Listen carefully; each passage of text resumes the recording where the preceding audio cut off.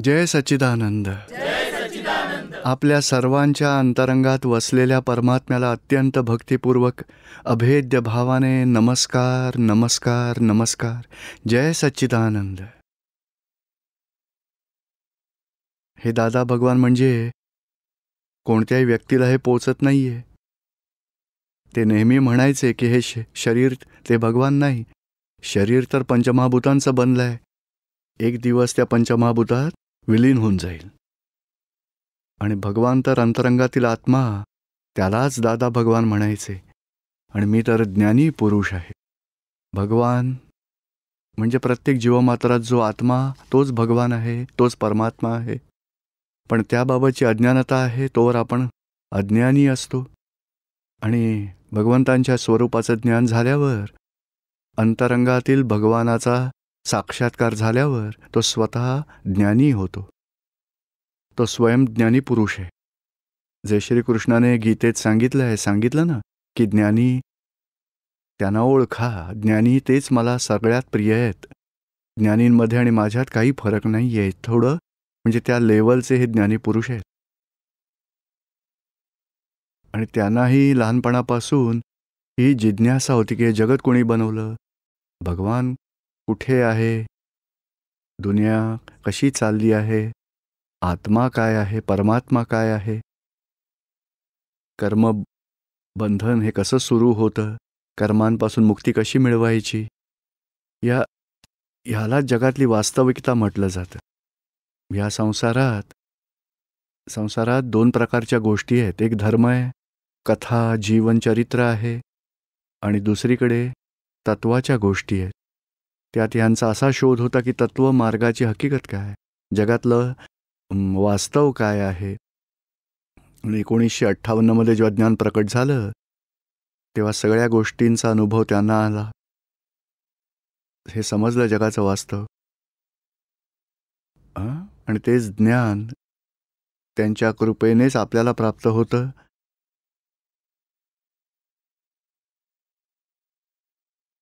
ह्यालाच अक्रम विज्ञान म्हटलं जातं. संसारात चालू आहे तो क्रमिक मार्ग. क्रमिक म्हणजे step by step, step by step, step by step.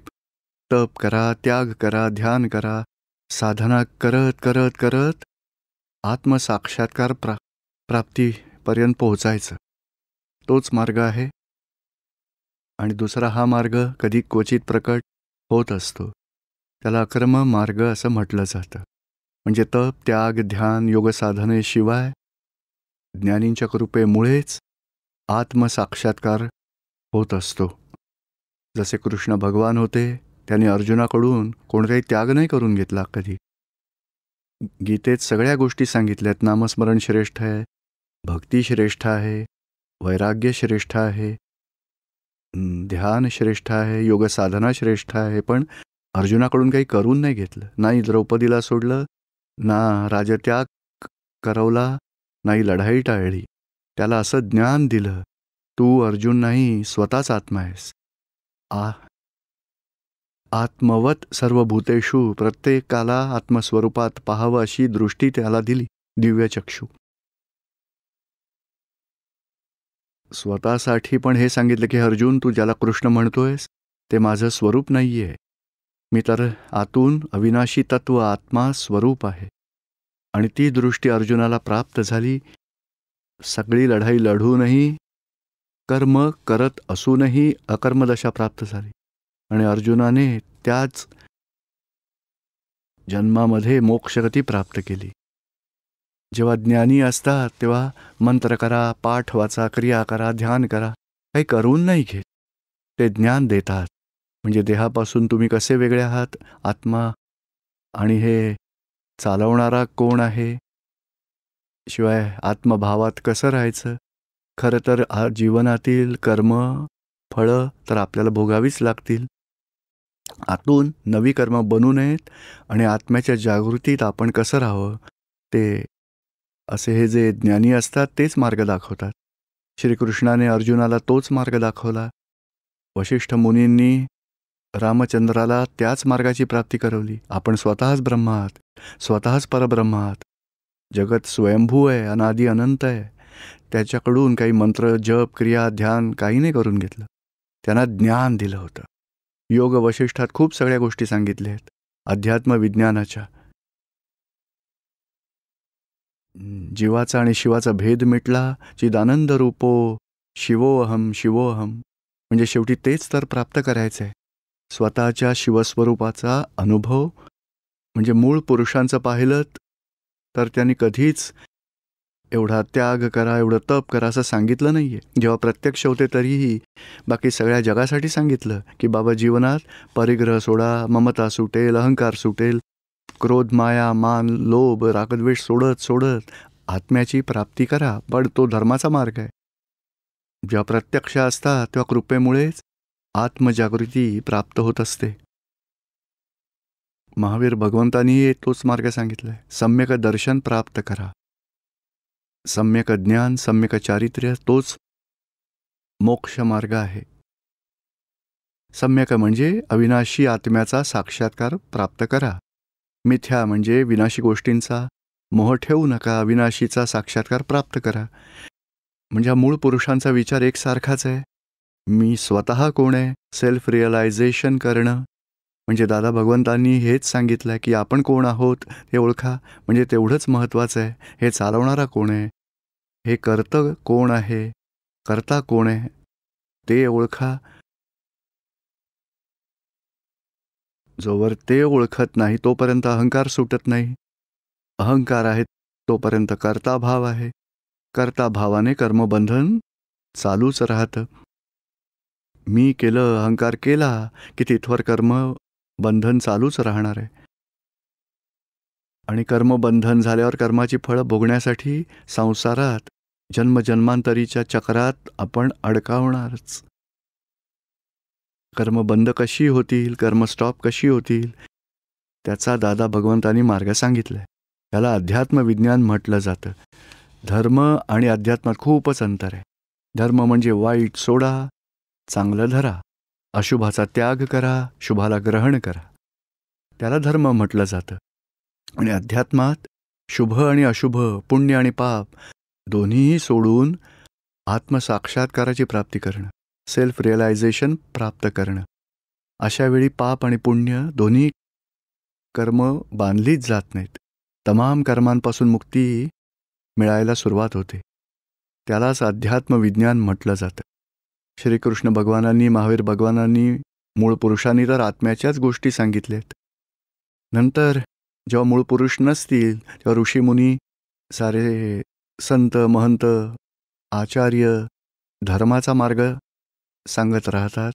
धर्म म्हणजे आपण जगताना पडू नये, धडपडू नये. क्रोध मान माया लोभ कमी करत राहायचे. अशुभ करत बसलात तर मोक्षाचाही ठिकाणा नसेल, संसारातही सुखी व्हायचा मार्ग नाहीये. शुभातच राहाल तर हळूहळू उन्नती करत राहाल. आणि जेव्हा ज्ञानी भेटतील तेव्हा मग सरळ आत्मसाक्षात्काराचाच मार्ग प्राप्त होईल तुम्हालाच. बघा, म्हणजे हा काही नवा धर्म नाहीये, नवा संप्रदाय नाहीये.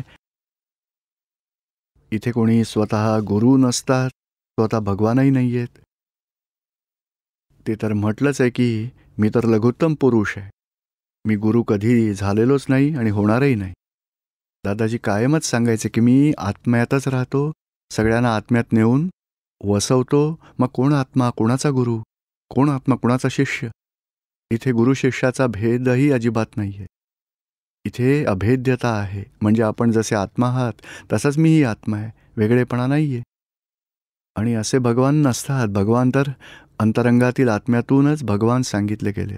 सगळे प्रत्येक जीवमात्रातील अंतरंगातील आत्मा तोच भगवान. त्यालाच तुम्ही ओळखा, त्याच्याच बरोबर अभेद्य भावात राहा.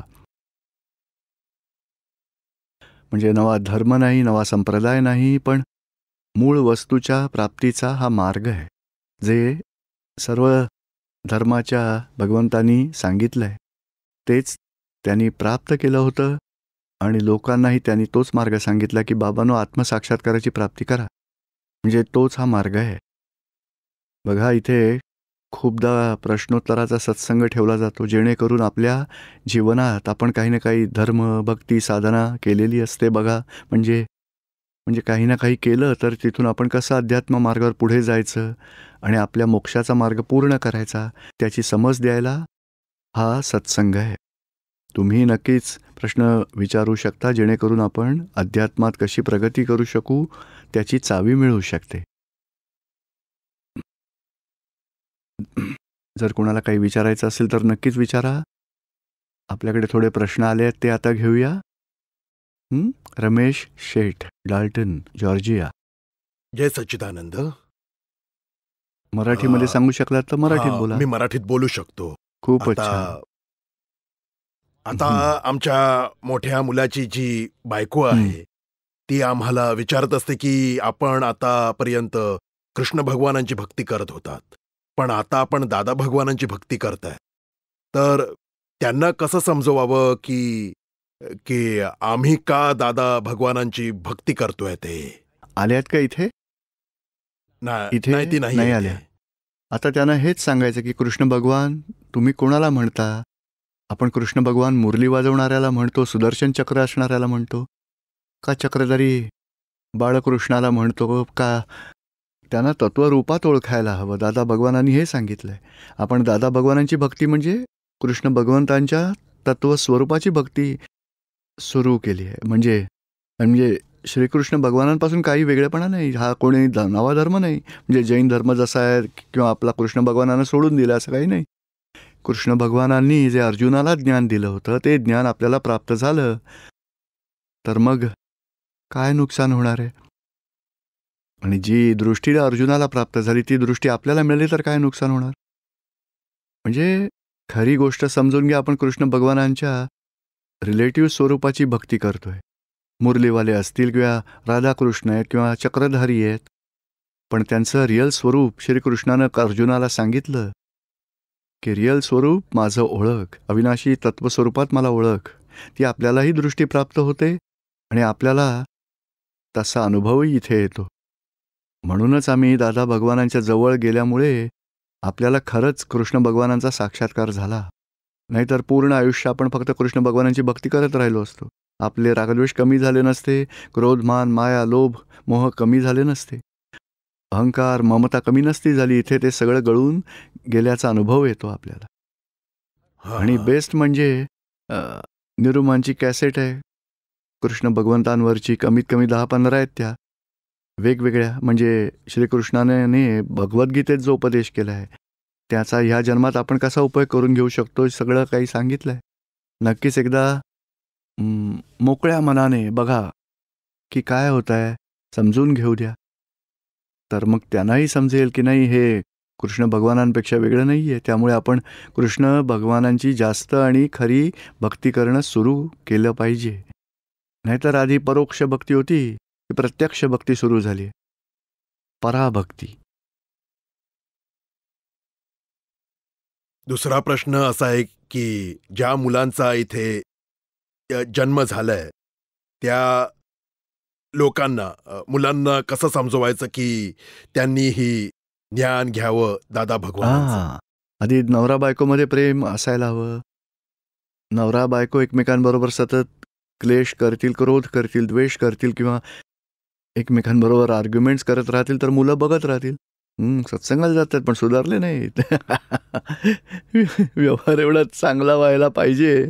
नंतर मग आपल्या मुलांवर प्रेमही असायला हवं. मग प्रेमाने म्हणजे त्यांना सांगितलं की बाळ चल जरा, खूप अशी चांगली जागा आहे आणि खूप शांतता लाभेल तुला, ज्ञान घ्यावं असंच आहे, तर लगेच स्वीकार करेल. हीच आपली एवढीशी गोष्ट त्याला प्रेमाने सांगितली तर तो स्वीकारत नाही आहे.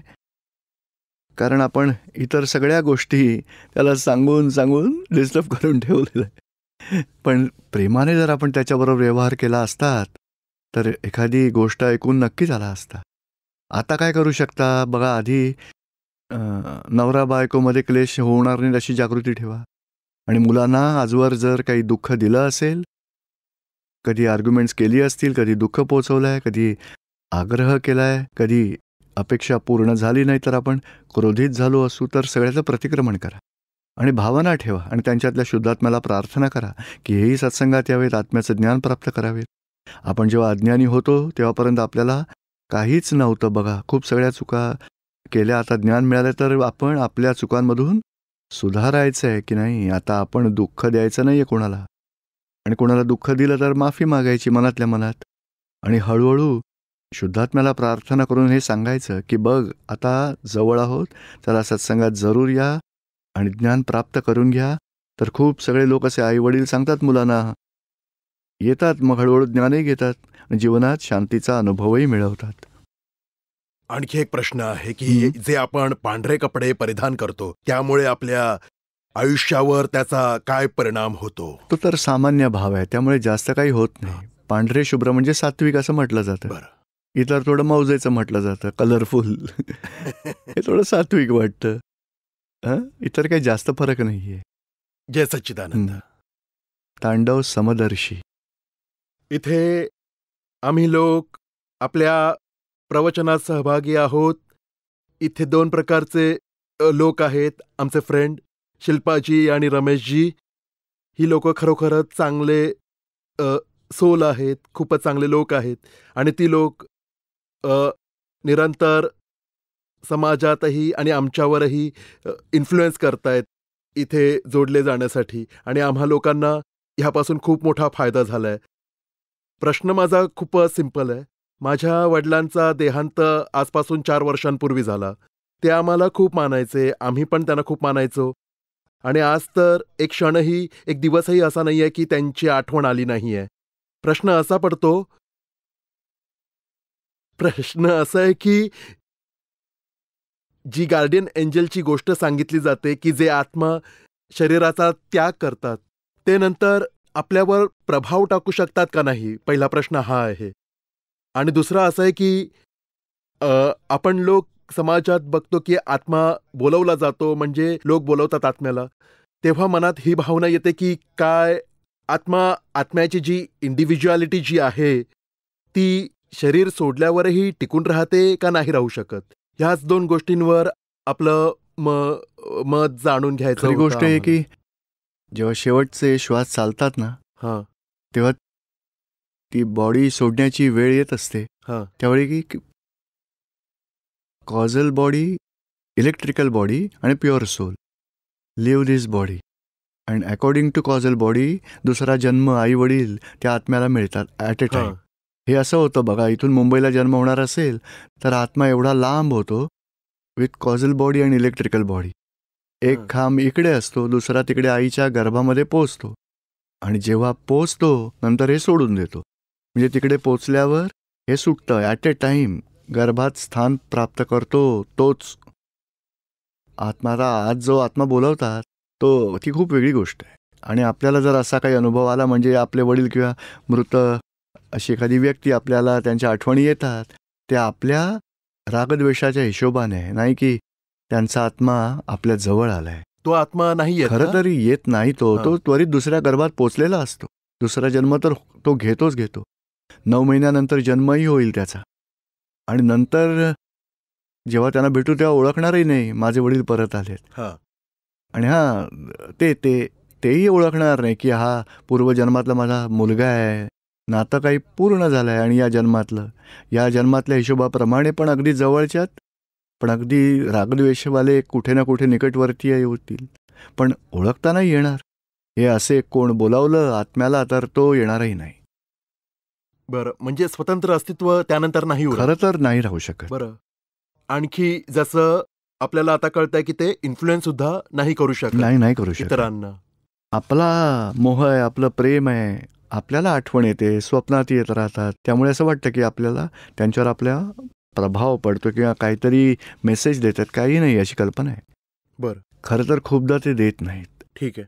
लाखांमध्ये एखादाच होऊ शकतो, तो जर देवगतीत गेला तर काही कनेक्शन, तर ते वेगळं माहिती पण पडतं. मग देवगतीत गेले असतील आणि तिथून तुम्हाला मदत करतील असं सांगतात. बरं, असं नाही आठवणीतच येत राहतील असं नाही. एक्झॅक्टली त्यांचं वेगळं स्वरूप आपल्याला अनुभवास येतं. पण लाखो करोडोमध्ये एखादा असेल असं. पण असं बघा, कधी ऐकण्यात येतं असं गुरु आणि शिष्याच्या रूपात जी लोक सांगतात की बाबा जे गुरु नसतात तरी ते तुम्हाला इन्फ्लुएन्स करत राहतात आपल्या आयुष्यावर. मग त्यातले ते कोणी कसं देवगतीत गेले असतील तर करू शकतील. देवगती स्वर्गात. बाकी गुरु जेव्हा मी आता समजून घ्या दादा भगवान आहे तर मी प्रत्यक्ष बघितलंय त्यांना. हां. आता आज मी त्यांचं स्मरण करतो त्या मला त्यांची सूक्ष्म हजेरी जाणवत राहते. मला वाटतं गायडन्स देत आहे. हां. पण मी त्यांना प्रत्यक्ष पाहिलंय म्हणून म्हणजे असं आमचंच कनेक्शन त्यांच्याशी आहे म्हणून आपल्याला अनुभव येतोय. हां. बाकी खरोखर गुरु देतात असं काही नाहीये. पण आपल्याला त्यांची कृपा लाभली म्हणून आपल्याला त्यांच्या आतून प्रेरणा मिळत राहते आणि त्यांचा गायडन्स मिळतोय असं वाटत राहतं. खरं तर गुरु आपल्या गतीमध्ये इथे मोक्ष म्हणजे दुसऱ्या जन्मातून पुढच्या गतीमध्ये चालू झालेले आहेत. त्यांच्याशी डायरेक्ट कनेक्शन असो किंवा नसो हे खूप सारे काही असं घडत अशा नाही. सर्व प्रकारच्या गोष्टी ज्या आपण वाचतो म्हणजे जे सोल असतात ते डिफरंट स्ट्रॅटामध्ये मूव्ह करतात मेल्यानंतर, म्हणजे ते सगळं खोटं आहे. नाही म्हणजे काय करतो म्हणजे वाचनात असं आलंय की जो सोल असतो तो डिफरंट स्ट्रॅटामध्ये मूव्ह करतो आपल्या कर्मामुळे, म्हणजे त्या साऱ्या गोष्टी नाही, चूक आहेत का? कर्मामुळे काय करतो स्ट्रॅटा म्हणजे डिफरंट लेवलमध्ये प्रगती करत तसं राहतो. तर ते बरोबर आहे. हां. प्रत्येक जीव आपापल्या मोक्ष मार्गावर प्रगतीच्या पुढच्या टप्प्यावरती वरती चढत राहणारच. हां. प्रत्येक जीव हां. जसा पहिलीतला विद्यार्थी दुसरीत जाईल, दुसरीतला तिसरीत जाईल, हां. मग कॉलेज PhD पर्यंत डेव्हलपमेंट होत राहील. तसंच मनुष्यही संसारात अध्यात्मात प्रथम धर्मात डेव्हलपमेंट होते, नंतर अध्यात्मात प्रगती करतो. ती डेव्हलपमेंट नॅचरल असते. तो जेव्हा एका जन्मानंतर दुसरा जन्म घेतो तेव्हा तो पुढची प्रगती करत राहतो. आणि डेव्हलपमेंट होत होत होत एवढ्या हाईटवर प्रगतीच्या जातो की मग त्याला असं वाटतं सांसारिक बाह्य गोष्टींमध्ये खरं सुख नाहीये, आत आहे ते अंतरंगात. मला आत्म्याचं ज्ञान प्राप्त व्हायला हवं, ही भावना होते. तशी भावना आल्यावरही मग हजारो लाखो अवतार निघून जातात. पण जेव्हा प्रत्यक्ष ज्ञानी भेटतात, आत्मसाक्षात्कार होतो, तेव्हा त्यांच्यातही डेव्हलपमेंट सुरू होते. मग काही काळ असा असतो, मग सांसारिक कर्म पूर्ण करून मोक्षगतीला निघून जातात. म्हणजे मोक्षाला जाईपर्यंत मनुष्य डेव्हलप होतच राहतो. ती खरी गोष्ट आहे. मनू पटेल. प्रश्न असा आहे की जे मांस खातात त्यांची कोणत्या प्रकारची कर्म बांधली जातात, म्हणजे ज्ञानवर्णीय, दर्शनवर्णीय, मोहनीय, कोणत्या ती सगळ्या प्रकारची बांधली जातील. आणि दुसरी गोष्ट ही आहे की त्यासाठी हिंसेचा गुन्हा आहे तो घडतो जास्त आवरणांचा आहे. जर आपण आपल्या चष्म्यावरती व्हाईट कलर लावला तर मजा येईल का चालताना? नाही. तसे हे मीठचं आवरण स्पिरिच्युअल ग्रास्पिंग त्याचं कमी होईल. 300 फूट बघण्याऐवजी 30 फुटापर्यंतच दिसेल, पुढे आवरण आलेलं असेल. म्हणजे दर्शनावरण होईल. म्हणजे दर्शन नाही, सगळ्या प्रकारचे आवरण येतात. दर्शनावरण, ज्ञानावरण, मोहनीय, अंतराय, नामकर्म, गोत्रकर्म, वेदनीय कर्म, आयुष्यकर्म, सगळ्या प्रकारची 8ही कर्म बांधली जातात. एका दोषामुळे 8ही कर्म बांधली जातात. जय सच्चिदानंद.